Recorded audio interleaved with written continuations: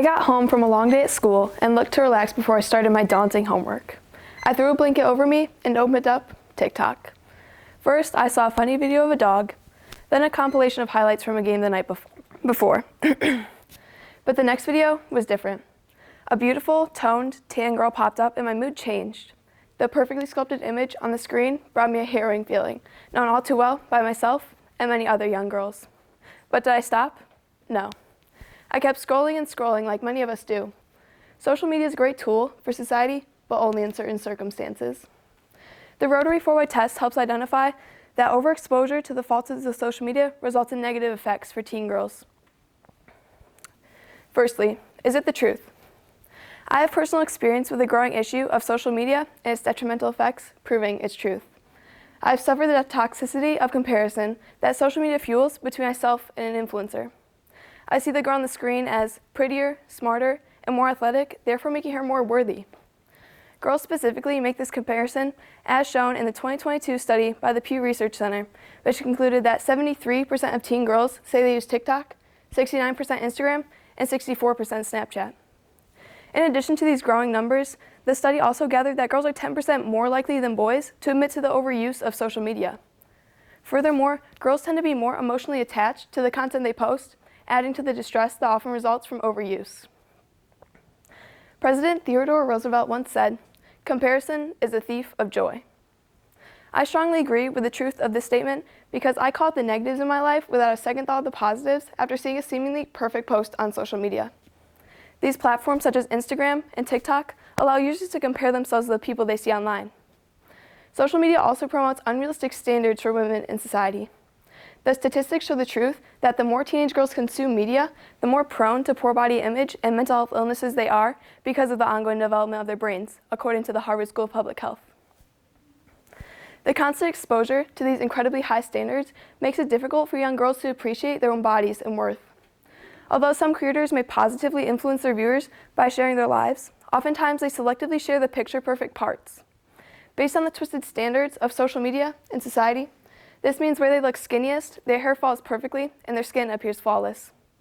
The filters, edits, and selectively shared posts from creators mask the truth that every life has flaws. This false sense of a perfect life or body often fosters self-comparison in teen girls and can lead to devastating results if social media use is not limited.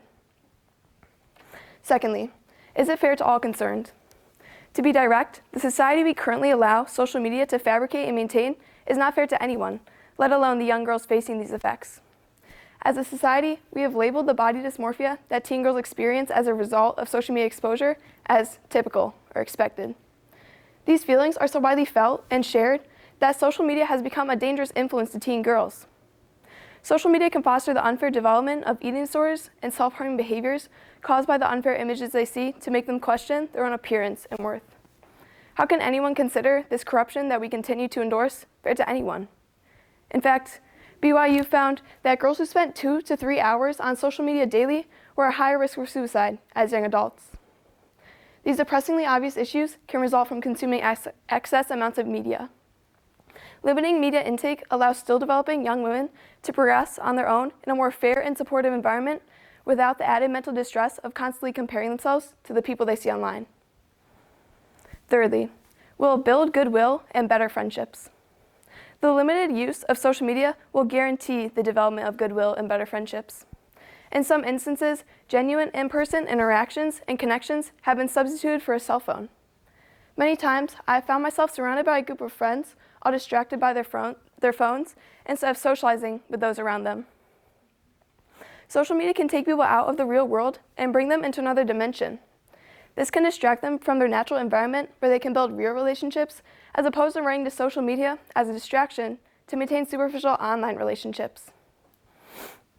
Goodwill will specifically thrive in an environment where media is less common because of the friendships that will begin.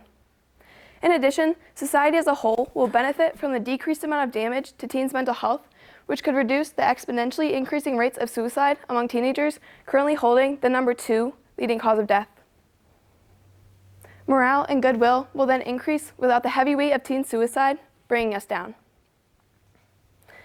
Lastly, will it be beneficial to all concerned? The reduced use of social media consumption will benefit all concerned because it can strengthen the mental health of teen girls and boost their self-confidence. Limiting social media use can also increase engagement in communities and in healthy activities. Involvement in communities will increase because instead of being caught up in an online social environment, they will involve themselves in the physical environment around them. The more supportive of still developing teens society is, the better they can develop on their own in a more fair and supportive environment with lower risk of mental illness, physical harm, and suicide as they grow into their adult years. The Rotary 4-Way test helps identify the common overuse of social media in younger generations, which is evident in girls. The personal experiences I've had support the truth that social media can inflict negativity and toxicity onto the future of our societies, despite the positives it can add. I strive to limit my engagement on social media, and it is clear that reducing engagement will only help our younger generations. Thank you.